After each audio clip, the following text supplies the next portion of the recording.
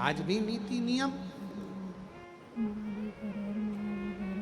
जिसके घर में संपदा की कमी होती है, जिसके घर में कर्जा बढ़ जाता है, लक्ष्मी नहीं आती, बहुत टेंशन की जिंदगी जीता है मनुष्य, व्यापार चल नहीं रहा, बहुत तकलीफ का जीवन चल रहा होता है, तो आज भी नियम है महाराज, आज भी नियम।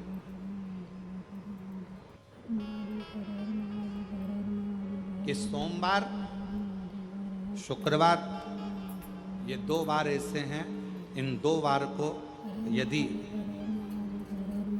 कटोरी में थोड़ा सा शहद रखकर, मधु रखकर यदि लक्ष्मी जी का स्मरण किया जाए और माता लक्ष्मी जी का स्मरण कर कर एक लाल पुष्प उस कटोरी के सम्मुख में माता लक्ष्मी का नाम लेकर रखा जाए और बाद में वही शहद, वही मधु और वही पुष्प सोमवार का दिन और शुक्रवार के दिन लक्ष्मी का पूजन कर कर, स्मरण कर कर, दूसरे दिन शुक्रवार के दिन पूजन करें, शनिवार के दिन उस मधु का, उस पुष्प का विसर्जन करें, सोमवार के दिन पूजन करें लक्ष्मी जी का स्मरण कर कर, और मंगलवार के दिन अगर विसर्जन करें, 5 या 7 सोमवार या शुक्रवार को यदि आप मधु का भोग लक्ष्मी जी को लगाना प्रारंभ कर दें, शिव का नाम स्मरण कर कर, तो उसके घर में कभी संपदा की कमी नहीं होती, लक्ष्मी उस संपदा को बढ़ाती है। और हम तो यहां तक कहेंगे, प्रयास करो, अगर आपके घर में छोटा सा शिवलिंग विराजमान है, आपके घर में अगर छोटा सा शंकर जी का शिवलिंग है, छोटा सा शंकर भगवान का शिवलिंग है, या आपके घर में कुबेरेश्वर धाम का कंकर है, और आपके घर में यदि शंकर भगवान का शिवलिंग है, या सीहोर का रुद्राक्ष हो, या शंकर भगवान का शिवलिंग हो, या कंकर शंकर हो, तो निवेदन है जहां पर भी शिवलिंग आपके घर में विराजमान है, अगर छोटी सी कटोरी में एक बेलपत्र को आप नीचे रखिए, छोटी सी कटोरी उस बेलपत्र के ऊपर रखकर उसमें थोड़ा सा मधु, शहद, शंकर भगवान की साक्षी में शिव जी के सामने अगर शुक्रवार की शुक्रवार रखना प्रारंभ कर दो, धीरे धीरे संपदा की वृद्धि अपने आप होना प्रारंभ हो। शुक्रवार के दिन बेलपत्री के वृक्ष के नीचे बैठकर घृत का दिया लगाकर शरीर में जो रोग है उसका स्मरण कर कर, शंकर जी से विनय कर कर, हे भोलेनाथ, आपने शुक्र देवता को संजीवनी मंत्र दिया है, तो क्या आप मेरे को वो मंत्र प्रदान नहीं करोगे? मेरे रोग, मेरी बीमारी, मेरे दुख को आप नहीं हरोगे? शिव से कहो, ये शरीर आपने दिया है और भजन करने के लिए दिया है, स्मरण करने के लिए दिया है, कीर्तन करने के लिए। यह स्कंद पुराण कहती है महाराज कि भगवान नारायण स्वयं इस जड़ के नीचे अपना विश्राम करते हैं महाराज, इस जड़ के नीचे। प्रयास करा करो, एक चुटकी हल्दी, कितनी? मात्र एक चुटकी हल्दी, आंवले के वृक्ष के नीचे भगवान हरि हर महादेव के नाम से रखकर उस पर पूर्व मुख कर कर, पूर्व की ओर मुख कर कर जल समर्पित करना प्रारंभ कर दीजिए। आप अगर प्रयास करेंगे, शुक्रवार की शुक्रवार करें, या नवमी की नवमी करें, अष्टमी की अष्टमी करें, प्रदोष की प्रदोष कर लें। मन जब तो होने लगे तब एक श्वेत पुष्प लेकर उस सफेद पुष्प में थोड़ा सा हल्दी और कुंकू का लेपन कर कर किसी भी शंकर के मंदिर में, शंकर के शिवलिंग पर यदि ब्रह्मेश्वर महादेव का नाम लेकर उस फूल को, पुष्प को समर्पित किया जाता है, फूल को चढ़ाते समय, फूल जब समर्पित किया जाता है तो फूल का जो मुख है, जैसे ये डंडी है फूल की, और फूल का जो मुख है, जहां आप बैठे, इधर बैठे हैं तो इधर, उधर बैठे हैं तो उधर, इधर बैठे हैं तो इधर, फूल का मुख अपनी ओर होना चाहिए। उस भगवान शंकर के शिवलिंग पर ब्रह्मेश्वर महादेव का नाम लेकर यदि वो श्वेत पुष्प हल्दी और कुंकू लगाकर समर्पित करा जाता है तो व्यक्ति का मन बार बार डामाडोल नहीं होता और वो एकाग्र चित्त होकर अपनी मंजिल तक पहुंच जाता है। वो ब्रह्मेश्वर महादेव। एक पात्र में जल और दूध ले लीजिए, शुक्रवार का दिन। तो कहोगे गुरुजी ये कथा कहाँ से निकाल के लाए हो? तो विष्णु पुराण में से आप उसको स्मरण कर सकते हो। काय में से? विष्णु पुराण में से। एक पात्र में देसी गाय का दूध, जल उसमें रखकर, और आपके यहाँ अगर लड्डू गोपाल हो, यदि आपके घर में ठाकुर जी हो, लड्डू गोपाल हो, विष्णु जी का कोई स्वरूप हो, श्री हरि का कोई स्वरूप हो, तो उस पर शुक्रवार के दिन आप संध्या के समय पर दुर्वा डालकर उस दुर्वा से अगर लक्ष्मी जी के नामों का 108 बार उच्चारण कर कर, घी का दिया लगाकर, कैसर के चावल साथ में रखकर केवल उस जल का और दूध का मात्र छींटा देते हो तो उसके घर में कभी लक्ष्मी की कमी नहीं आ सकती, संपदा बढ़ती चली जाती है। 108 बार लक्ष्मी के नाम का मात्र उच्चारण कर लेने पर, भगवान विष्णु के चरणारविंद पर, भगवान विष्णु के चरणों पर केवल उस दुर्वा का, जल का, दूध का सिंचन कर देने से भी लक्ष्मी की वृद्धि होती, लक्ष्मी देती, दुर्वा बढ़ती है। और दुर्वा का एक बहुत सुंदर गुण है महाराज, बहुत सुंदर गुण है दुर्वा का। जहां पर उसके भीतर गांठ आती है ना, वहां से 2 रास्ते बना देती है। बोलो बनाती कि नहीं बनाती? कभी दुर्वा देखी होगी आपने। जहां गांठ आई वहां 2 रास्ते बनाएगी, फिर गांठ आई फिर 2 रास्ते बनाएगी, फिर गांठ आई फिर 2 रास्ते बनाएगी। दुर्वा का क्रम ऐसा है कि हम भगवान को दुर्वा क्यों देते हैं? उसका कारण यह है कि मान लो हे परमात्मा, हे शंभु, हे गणेश, हे प्रभु नारायण, अगर मान लो मेरा एक रास्ता चलते चलते गांठ पड़ जाए, एक रास्ता मेरा बंद हो जाए, तो वहां से मेरे दूसरे रास्ते खोल देना। इसलिए दुर्वा भगवान को समर्पित करी जाती है। दुर्वा को समर्पित करने का क्रम ही यही है कि मेरे मार्ग खुल जाए, मेरी राह खुल जाए, मेरा मार्ग चारों तरफ खुलता चले। दुर्वा नीचे की ओर चलते चलते मार्ग खोलती चली जाती है।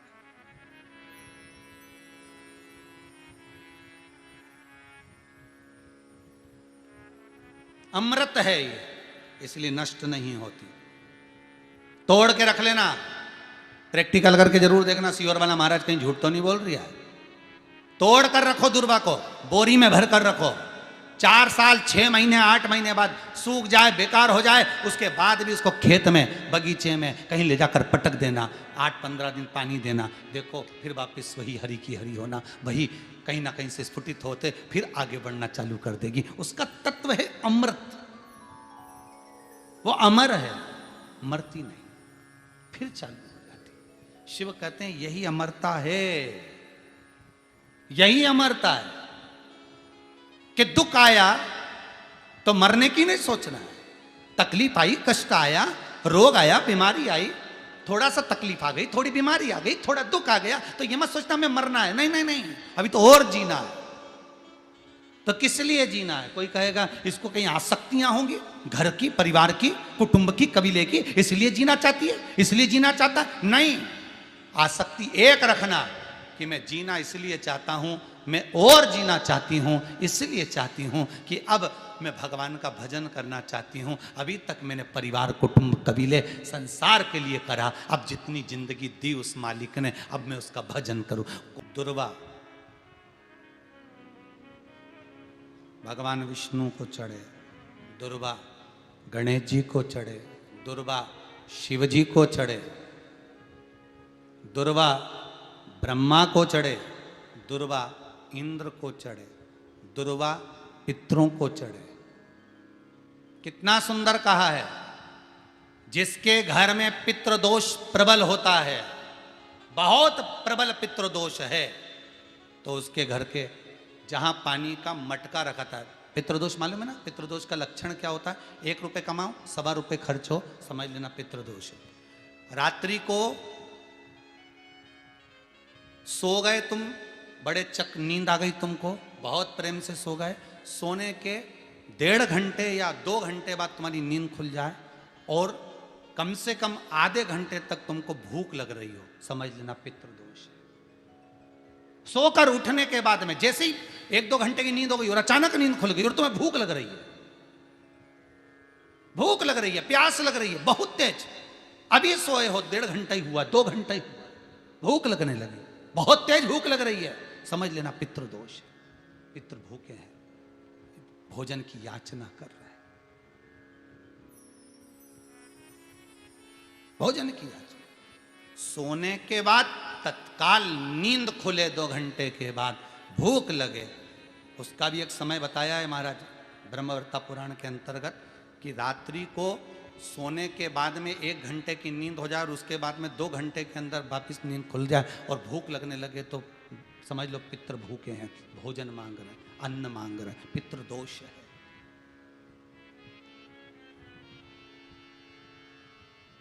पितृदोष का कुछ कुछ वर्णन किया गया है। घर में एक पात्र के चक्कर में, एक बेडशीट के चक्कर में, एक सामान के चक्कर में विवाद हो रहा है तो समझ लो पितृदोष है। 1 रुपया कमाया 1.25 खर्च हो रहा है, पितृदोष है। घर में एक बीमार, दूसरा फिर बीमार हो गया, तीसरा फिर बीमार हो गया, एक ठीक हुआ, एक बीमार हुआ, पितृदोष है। पितृदोष का भाव तो उसके लिए करना क्या है? शिव महापुराण की कथा कहती है सुंदर, गणेश जी का चरित्र वर्णन करता है स्कंद पुराण कहती है, विष्णु पुराण कहती है कि दुर्वा 21 दुर्वा की गांठ बनाकर, 7 गांठ 21 दुर्वा की बनाकर जो अपने पितरों का मटका, मटका मतलब परिंडा, हंडा, जो भी पानी का भरते हो, उसके नजदीक में मात्र एक कटोरी में चावल रखकर उसमें अगर दुर्वा रख देता है तो मात्र 5 या 7 दिन में पितृदोष समाप्त होना प्रारंभ हो जाता है। उसके घर में लक्ष्मी की वृद्धि होने लगती है, सुख शांति अपने आप आने लगती है, उसका क्लेश समाप्त हो जाता है। दुर्वा में वो गुण है जो पितृ भी उसका भाग अमृत तत्व प्राप्त करना चाहता, अमृत देना चाहता। और सरल भाषा में समझिए, जिसकी फैक्ट्री नहीं चल रही हो, फैक्ट्री में बार बार कुछ तकलीफ आ रही हो, गाड़ियां नहीं चल रही हो, 4 व्हीलर गाड़ियां ले रखी हैं, कभी ट्रक गड़बड़ हो रहा है, कभी ट्रक में ये हो रहा है, कभी गाड़ी में ये हो रहा है, कभी बस में ये हो रहा है, बस एक काम करना है, दुर्वा का थोड़ा सा भाग लेकर पानी के लोटे में उसको डालकर 5 अक्षत के दाने उसको पटक कर उस गाड़ी के अंदर उस कलश को रख दो, बस आधे घंटे के लिए, और उस पानी को चक्के के चारों तरफ डालते डालते जाइए दुर्वा के साथ में, तकलीफ नहीं देगा। फैक्ट्री का भी यही प्रमाण है। दुर्वा में वो अमृत तत्व छुपा है जिसका सुख आनंद दे जाता है, आनंद। शिव पुराण कह रही है महाराज,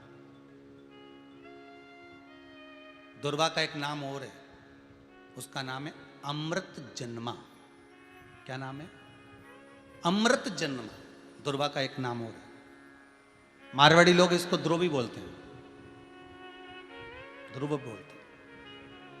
दुर्वा का वो सुख, शंकर भगवान गौ माता दूध की धार लगाती है, इसलिए दुर्वा का दूध से बड़ा मिलन है, बड़ा आनंद है, बड़ा बड़ा सुख है।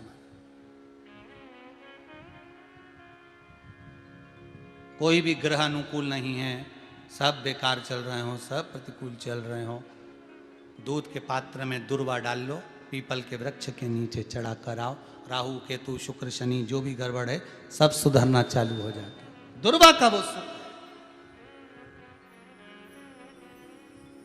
जिस नदी में स्नान करो, तीर्थ में जाकर उस नदी के पास में कोई बगीचा लगा हो, वहां की दुर्वा को तोड़कर स्नान करते समय नदी में मात्र विसर्जन कर देने पर पितरों को पिंड पहुंच जाता है। मात्र उस दुर्वा का विसर्जन कर देने पर पितरों को पिंड का भाग मिल जाता है। अभी ना तो तुम्हारे पास में आटा है, ना तुम्हारे पास में चावल है, ना तुम्हारे पास में पिंड है, ना कोई तुम्हें संकल्प छुड़ा रहा है, ना कोई तुम्हारे पास में वस्तु है, उसके बाद भी पितरों को भाग मिल रहा है। काय से? केवल एक दुर्वा के तत्व से। स्नान करने से पहले पवित्र नदी में, गंगा यमुना नर्मदा सरयू आदि किसी पवित्र नदी में आप स्नान कर रहे हो, वहां के बगीचे में घूमकर आप जाते तो हो, पैदल ही नहाने जाते हो, तो घाट के आसपास में कोई बगीचा, वहां की दुर्वा तोड़ ली, एक दुर्वा नहाने से पहले अपने पूर्वजों पितरों के नाम से नदी में छोड़ दी। फूल तो छोड़ते ही हो, दिया भी छोड़ते हो, बस एक ही चीज नहीं छोड़ते, वो दुर्वा, और वो ही काम की, वही काम की। तुम कुछ छोड़ो ना छोड़ो, एक दुर्वा का भाग छोड़ दिया, वो पितरों के लिए होता, सुख प्रदान करने वाला। शिव पुराण कह रही है महाराज, देवताओं को अमृत कितनी बार मिला? एक बार। दुर्वा को अमृत कितनी बार मिला? जम के बोलिए, 5 बार। कार्य सिद्धि के लिए 5 दुर्वा गणेश जी को चढ़ाई जाती है, आज भी नियम।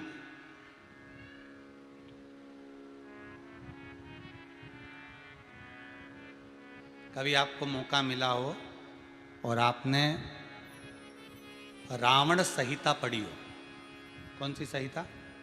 रावण संहिता। क्योंकि रावण शिव का उपासक था, भजन करने वाला था। शिव तांडव स्तोत्र आज भी लोग रावण का एक आनंद में पढ़ते। तो शिव का उपासक है रावण, शंकर का उपासक, विद्वान भी था, ज्ञानवान भी था। वो तो देवता के हाथ से मरना था उसको, इसलिए उसने मांगा ही यही था, जो मांगा वो मिला। तो रावण संहिता अगर किसी ने पढ़ी हो तो उसको मालूम होगा, रावण संहिता में 4 तरह के तिलक का महत्व बताया। कितने तिलक? 4। उन 4 तिलक में सर्वश्रेष्ठ तिलक रावण बताता है। एक तिलक सर्वश्रेष्ठ है, वो है दुर्वा। जो दुर्वा होती है, उस दुर्वा को जलाकर उसकी भस्म तैयार कर कर उसमें गाय का, श्वेत गाय, कौन सी गाय? सफेद। उस गाय के शरीर पर कोई दाग ना, उसके शरीर पर पूर्ण तरह से श्वेत हो, ना लाल उसमें कोई धब्बा हो, ना काला धब्बा हो, ना कोई कलर हो, बस केवल श्वेत। रावण संहिता में 4 तरह के तिलक का प्रमाण दिया, तो एक तिलक रावण संहिता में वर्णन आया। एक तिलक का जो व्याख्यान वर्णन किया गया, उसमें दुर्वा को जलाकर राख कर कर भस्म बनाकर उसमें गाय का घी, देसी गाय का घी मिलाकर और उसका बिंदी, उसका तिलक मस्तक पर लगाकर या नैनों में सुरमा लगाकर जो व्यक्ति जिस किसी से मिले वो उसका हो जाता है। उस दुर्वा में इतना प्रबलता आ जाती है, अमृत तत्व जुड़ा हुआ है दुर्वा के। रावण संहिता में 4 तिलक बताएं, उसमें से सबसे 4 तिलक में अलग अलग, एक बेलपत्री की जड़ का तिलक है, एक आंकड़े की जड़ का तिलक है। रावण संहिता में 4 तिलकों का वर्णन है, उसमें मुख्य है सबसे ज्यादा।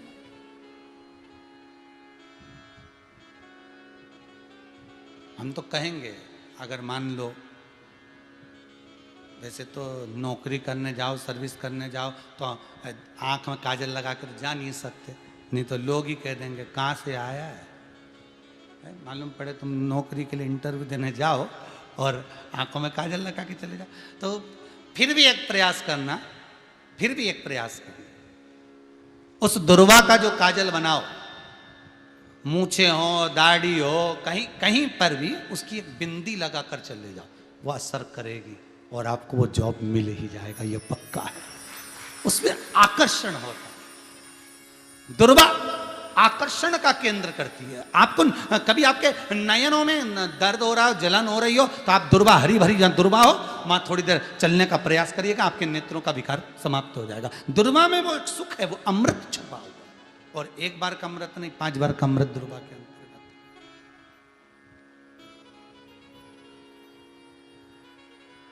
कौन से देवता हैं जिनके ऊपर दुर्वा का जल दूध में मिला हुआ छीटा जाए?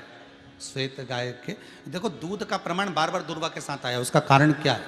क्या कारण हो सकता है उसका? उसका एक कारण है, समुद्र मंथन के समय पर सबसे पहले कुछ निकला था, तो समुद्र मंथन में सबसे पहले निकली थी गौ माता निकली थी। क्या निकली थी? गाय। सबसे पहले निकली थी गाय। और कितनी गाय निकली थी? 5।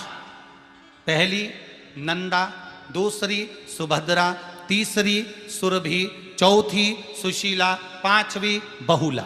ये 5 गाय समुद्र मंथन में निकली। अब समुद्र मंथन में जब गौ माता निकली तो सारे 33 कोटि देवता मंथन में जो लगे हुए थे, उन मंथन को करते करते देवता थक चुके थे, सारे देवता थक चुके थे। बहुला सुरभि और सुशीला से बोली, सुभद्रा से बोली, नंदा से बोली, अपना काम है, एक काम करो, अपन आप रूप दूध की धार बहाना प्रारंभ करो, अपने आप दूध की धार हम मृत्युलोक में हम भेजें इन देवताओं के लिए, तो देवताओं को अमृत तत्व मिलेगा, आनंद होगा।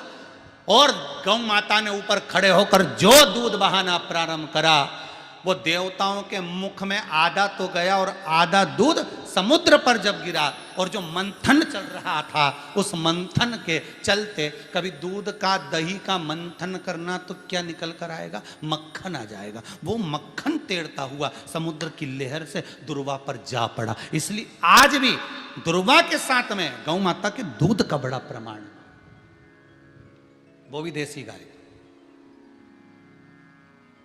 जर्सी नहीं, विदेशी नहीं, देसी गाय। और देसी गाय का दूध का बड़ा बड़ा प्रमाण है साहब।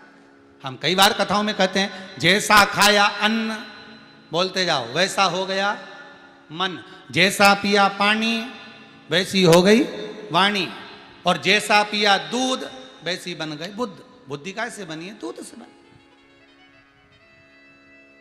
डब्बे का दूध पियोगे तो डब्बे हो जाओगे, थैली का दूध पियोगे तो थैली, बोतल का दूध पियोगे तो बोतल। दूध का बड़ा असर।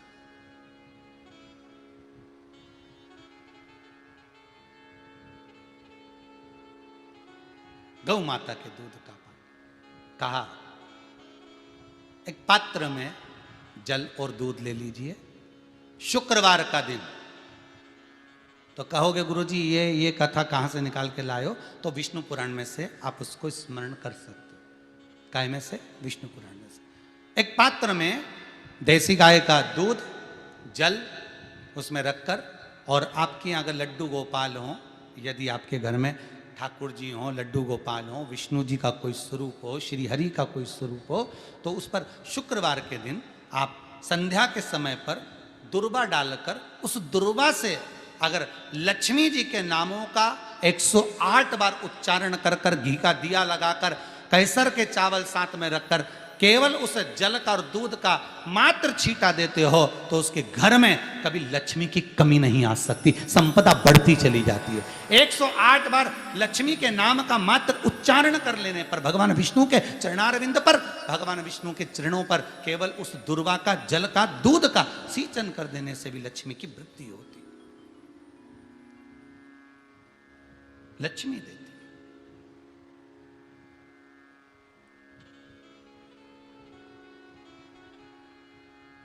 दुर्वा बढ़ती है, और दुर्वा का एक बहुत सुंदर गुण है महाराज, बहुत सुंदर गुण है दुर्वा का।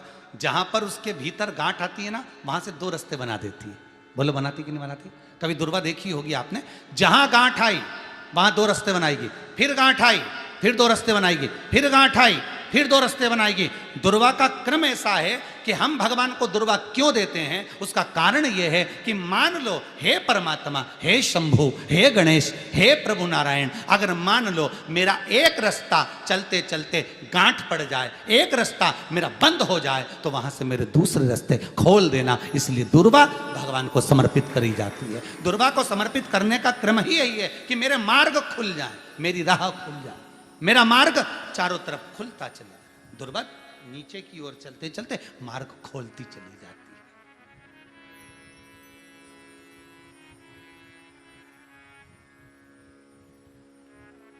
अमृत है ये, इसलिए नष्ट नहीं होती। तोड़ के रख लेना, प्रैक्टिकल करके जरूर देखना, सीवर वाला महाराज कहीं झूठ तो नहीं बोल रही है। तोड़ कर रखो दुर्वा को, बोरी में भर कर रखो।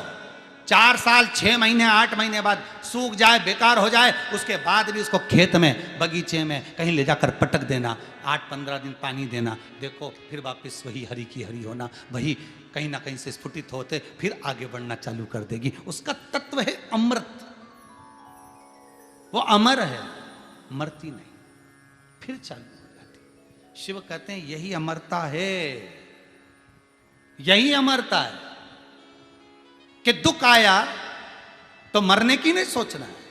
तकलीफ आई, कष्ट आया, रोग आया, बीमारी आई, थोड़ा सा तकलीफ आ गई, थोड़ी बीमारी आ गई, थोड़ा दुख आ गया, तो ये मत सोचना मैं मरना है। नहीं नहीं नहीं, अभी तो और जीना है।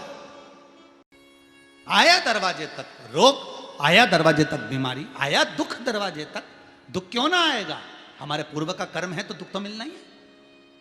कोई महाराज जी तुमसे कह दे कि तुम्हें दुख ही नहीं आएगा, मैं बैठा हूं, तो महाराज जी से कहते ना तुम्हारे चरण कहाँ, हमें बता दो, क्योंकि दुख तो आएगा।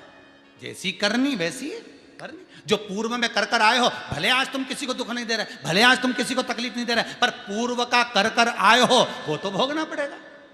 दो कारणों से मनुष्य का शरीर मिलता है, एक कर्म का भोग भोगने के लिए, दूसरा भगवान का भजन करने के लिए। भजन भी करो और दुख भी भोगो। जो मिला है किस्मत में, बड़े प्रेम से मिला, ना जाने क्यों मिला इतना दुख, उसका कारण होगा। वो कारण को ढूंढना बाद में, अपने को ढूंढने की जरूरत भी क्या, अपन तो भजन करो, भजन करोगे तो दुख कटेगा। मंदिर जाने से दुख नहीं कट रहा, दुख कैसे कट रहा है? मंत्र जपने से, नाम जपने से, राम कहने से, कृष्ण कहने से, शिव कहने से, भवानी कहने से। मंत्र जितना जपोगे उतना दुख कटता चले जाएगा, उतना दुख कटेगा।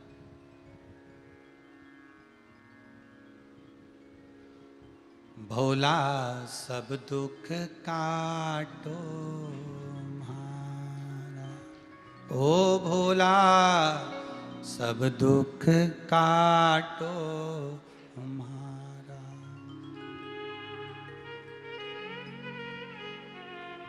शिव शंकर जपूं तेरी माला,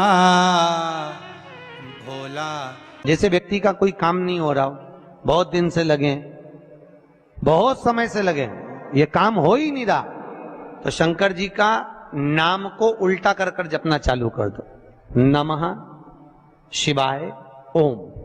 आपको लगे कि आपके घर में शांति बिल्कुल नहीं है, क्लेश बहुत ज्यादा है, बहुत ज्यादा तकलीफ, हमारे घर में कुछ न कुछ जरा सी बात पर विवाद होता ही है, तो प्रयास करिएगा कि आप काली तिल थोड़ी सी, एक काली मिर्ची और 7 लौंग, क्या क्या तिल चीजें हैं, काली तिल, काली मिर्ची, 7 लौंग, केवल ये हथेली में रखकर अपना नाम और गोत्र बोलकर अपने दरवाजे से बाहर निकलकर किसी भी शंकर के मंदिर को समर्पित करिए। शिव पे नहीं चढ़ाने दें तो शंकर की चौखट पर रखें। महाराज, घर में कभी क्लेश नहीं होगा, बिल्कुल शांति, सहजता, प्रेम आपस। भगवान देवाधिदेव महादेव को जल चढ़ाते हैं, उसके 5 अलग अलग तरीके हैं। बहुत सावधानी से सुनना कथा, आपकी और हमारी जिंदगी की सार्थकता को सिद्ध करने वाली कथा। आज पंजाब की इस पवित्र भूमि पर अगर यह प्रसंग निकला है तो इसको आप अगर सुनेंगे तो आपका जीवन सार्थक होगा।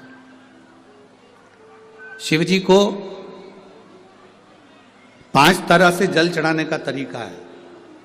जैसे पंचामृत होता है, दूध, दही, शहद, घी, शक्कर, ये सब पंचामृत के अंतर्गत आते हैं, उसी तरह शंकर जी को 5 तरह से जल चढ़ाने का क्रम वर्णित किया गया। अब उसको समझेंगे, बहुत सावधानी से समझिएगा। पहला, जल लेकर आए, सीधे डायरेक्ट शंकर भगवान के शिवलिंग पर चढ़ा दिया, ये प्रथम जल का चढ़ाने का तरीका। दूसरा, जहां से पानी बहकर जाता है, जहां से जल बहकर जा रहा है, उसके ठीक विपरीत जल उत्तर में जा रहा है, आप दक्षिण में खड़े होंगे और दक्षिण में खड़े होकर उत्तर की ओर मुख करेंगे और शिव जी को जल समर्पित करेंगे।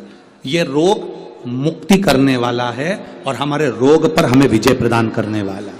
ये जल चढ़ाने का तरीका। एक सीधे मंदिर में गए, लोटा भरकर जल उठाया, शिव जी को चढ़ा दिया। दूसरा जल, जहां से पानी बहता है, शिव जी का चढ़ा हुआ जल जहां से बहकर जाता है, उसके ठीक विपरीत में शिव जी का जल इधर जा रहा है तो तुम यहां खड़े हो, तुम यहां बैठो, यहां मत बैठना, यहां मत बैठना, इधर बैठो। अगर रोग का निवारण है तो यहां बैठकर। तीसरा, अशोक सुंदरी से जल चढ़ाते चढ़ाते शिवलिंग तक लेकर जाना और शंकर भगवान के शिवलिंग पर पूर्ण जल समर्पित करना। ये तीसरा तरीका, ये कार्य की सिद्धता के लिए। हम जब किसी से आस ना लगाकर परमात्मा से विनती करते हैं तो वो विनती करने का तरीका। तीसरा। चौथा, शिव जी पे चढ़ा हुआ जल 5 जगह पर समर्पित करना। गणेश जी, कार्तिकेय, अशोक सुंदरी, शिवलिंग और जलाधारी, ये चौथा क्रम है।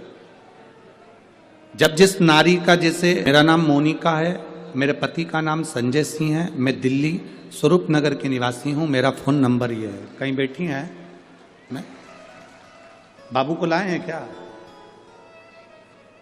नहीं लाए? ठीक है, मैं प्रणाम करने के लिए लाई हूं। गुरुदेव बाबा बाबा है, बैठी है बहन। शिव तत्व है, एक जल चढ़ाने का तरीका। शिव जी को हम जो जल चढ़ाते हैं उसका एक तरीका भी हमारी जिंदगी में अगर हमने उसको स्मरण में रख लिया तो हमारी कार्य की सिद्धता को सिद्ध कर देता है,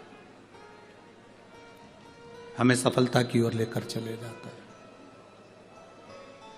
सीधे जल चढ़ाना, दक्षिण में बैठकर उत्तर की ओर मुख कर कर जल चढ़ाना, अशोक सुंदरी से लेकर शिवलिंग तक जल चढ़ाना, 5 स्थान पर गणेश, कार्तिकेय, अशोक सुंदरी, जलाधारी, शिवलिंग पर जल चढ़ाना 5 स्थान पर, ये चौथे नंबर का।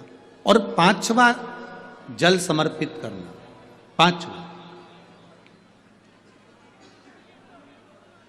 5वें नंबर का जल।